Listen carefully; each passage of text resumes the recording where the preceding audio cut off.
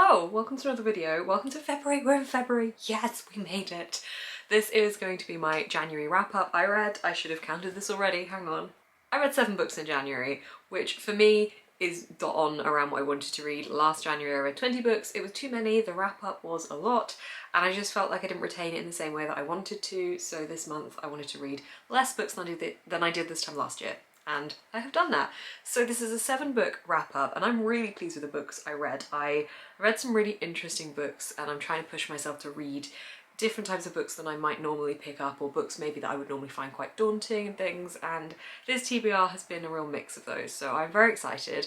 Also, if the lighting is weird, I keep seeing the ring light in my glasses. If the lighting is weird, I apologise. I am trying to figure out how to do the right lighting in this room. It's really, really dark outside today, and in my lounge it's just no angle looks right, and I quite like filming in here because I have a chair that I can sit on with back support. So I'm gonna try it out and maybe use this for future videos, but if it's not great in this video, it will improve. It's just kind of practice makes perfect type of thing. So anyway, let's go through these 7 books. So the first book is Little by Edward Carey. This is one my mum bought me for Christmas, and this is the first book of the year that I read, and it was a great book to start on. This is a historical fiction following the woman who founded Madame Tussauds, which is the house of wax sculptures that's situated in many different cities over the world. It's quite a strange experience going there. I don't know if I would ever go again. It's essentially just loads of celebrities and people throughout history that have been sculpted in wax work and made to look, or sometimes not look, quite so much like the person they're based off of, and you go and modern day take photos. But back in the time that this was written, well, not that when it was written, when it was based, it is a recent release, I think it's 2015 this came out, but when this was based, people were doing it more out of a fascination, and it was almost a morbid curiosity with people that had died and had had their heads preserved in wax, and this goes really into detail about that side of society and that kind of fascination they have with it. But more importantly, this follows our main character as she goes from being born to being an old woman, and I just think that it's fantastic to see her life. She is quite a feminist icon, really, in the way she carved a way for herself and the way that she just got there in a different and unconventional way, but just kept surviving. Very, very interesting. It's set in the late 1700s, mostly in France, so during the French Revolution, and that was really interesting to read about too. Generally, I just loved it. This was a total different pick for me because my mum bought it for me. It did allow me to kind of read something I wouldn't have necessarily picked myself, and I'm so glad I did. I gave it 5 out of 5 stars. Next up, I read A Bookshop in Algiers by Kayutha Adimi. This is quite a short historical and modern day fiction. It is set in Algiers, and it follows somebody who has opened up a bookshop and them trying to keep that afloat, and at the same time we're in the modern day. And when's the bit in the past set? 1930s, and in the modern day we are seeing somebody that has got to go and clear this bookshop out because it's been sold and someone's turning it into a bakery of sorts instead.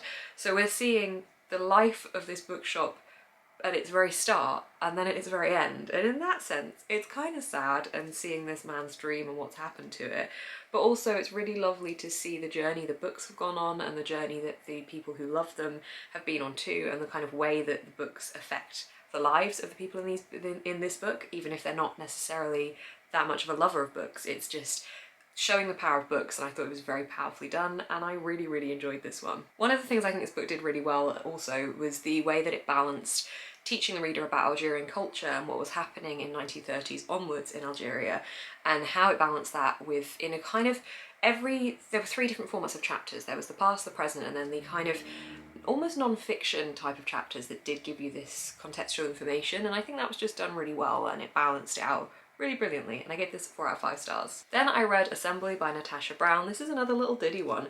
This was fantastic. Very, I mean, maybe small, but it is mighty.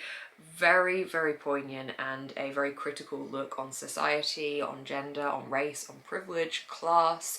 It was just really interesting to read in such a short amount of pages. It felt like I was reading a poem, but not in a way that would be daunting and not too literary fiction-esque. It was very manageable. It follows our main character who is getting ready to go to a garden party with her boyfriend and his family, and she's preparing for this at the same time as us, the reader, learning about her life up until this point and the pressure she's had on herself and the experiences she's had. And it is all a very big social commentary, not only from the stories we're seeing about her from her past, but also about the way that she's preparing for this event that she's going to and how she feels at this event.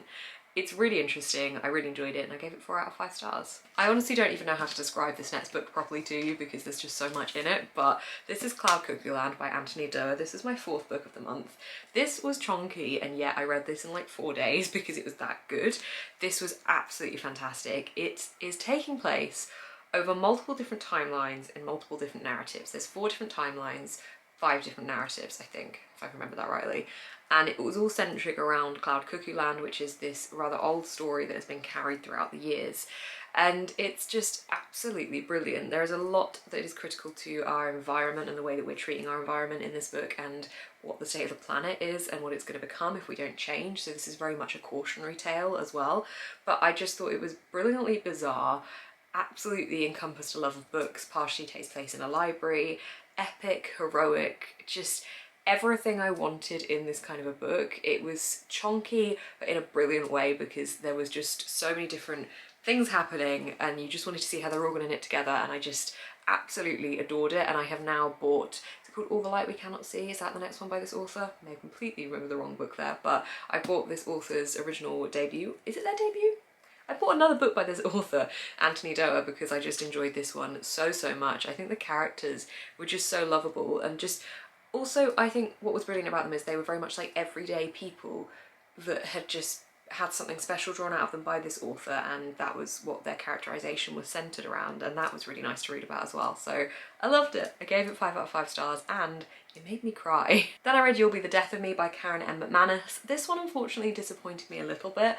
I love Karen M. McManus's writing. I think she's a brilliant YA thriller author, but this one just all felt very convenient for me, and it just lacked something. It lacked any development or depth to it that I have seen from her other books. Not that her books like overly deep, but normally we see a little bit more than we got in this one. This follows 3 students who have skipped out on school and have come across a dead body instead and get swept up in the investigation into this murder.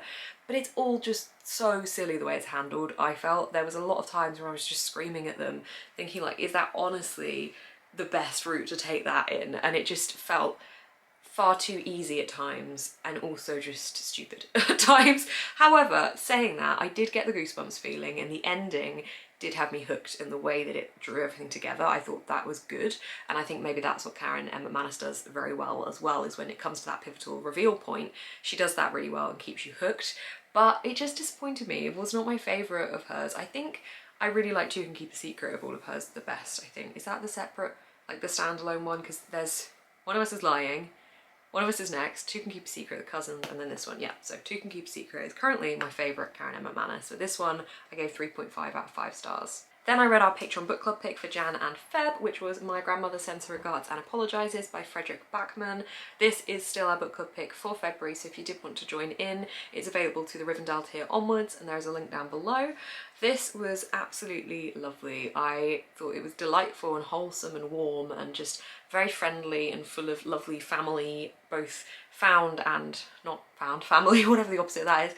It was just really nice story at the same time as being quite an emotional story. It follows our main character, who is 7 years old, and her superhero is her grandma, and she looks up to her grandma, and she has an imaginary world and language that is completely somewhere she escapes to and shares with her grandma. And this is about how she deals with grief and how she experiences that, and how she meets people around her and kind of learns about who they really are versus the perception she always had of them, and kind of giving people second chances than what she first judged them as. And I love that about this as well. It's very much a second chance kind of book, and a don't judge everyone by the way they look or by what other people say about them, and everyone has more to them than you realise, and it's just so lovely. It was really lovely, and again this one also made me cry. I gave it 4 out of 5 stars. And then my final book of the year was The Atlas 6 by Olivier Blake.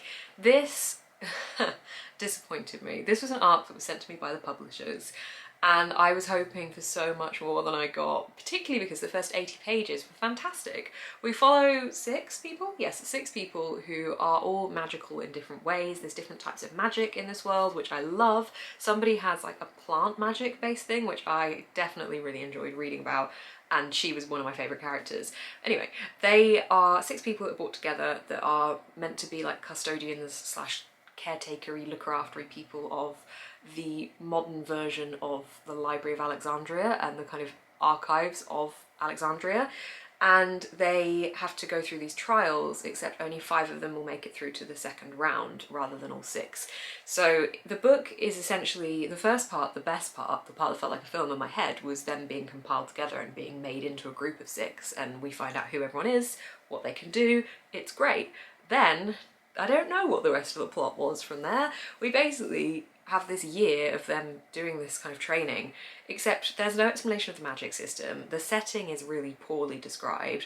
The narrative was just dotting about all over the place. There was no actual ability to follow what was meant to be happening with the way that the author had written it. Like, you would be seeing one conversation taking place, and then without the author telling you that conversation had ended and we changed settings, it just happened, and it made it really fragmented in my head to imagine, and also the reading experience as well just felt all over the place. So it just didn't really grab me, unfortunately, which is such a shame. There was a couple of other things that I just thought were lazy writing. There was a lot of stereotyping in this book as well, which I wasn't too keen on, and it just disappointed me. I did give it 3.5 out of 5 stars, so it clearly just didn't disappoint me too much, but I think the reason I gave it that is because whilst the characters weren't fleshed out and there was like 0 character growth, which I think, I don't know if books need and have to have character growth and development, but I certainly think it helps. I did like some of the characters, so it saved itself a little bit there, and I liked the start, but it just wasn't great.